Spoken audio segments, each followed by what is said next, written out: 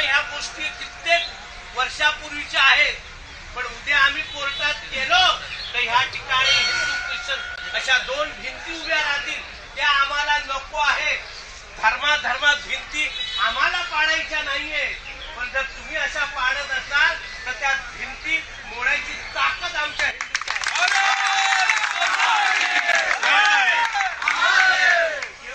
आमच्या ख्रिश्चन बांधवांना माझं म्हणणं आहे की कारण नसताना याच्यामध्ये आपला धर्म, रिलिजन, राष्ट्र आणू नका. कारण हा धर्माचा भाग नाही. हा फक्त एका माणसाचं प्रेत, तेच प्रेत आहे का आणि कोणाचं प्रेत आहे. साधा हिशोब करा की मी जर कोणाच्या पाया पडते तर तो माणूस तोच असला पाहिजे ना.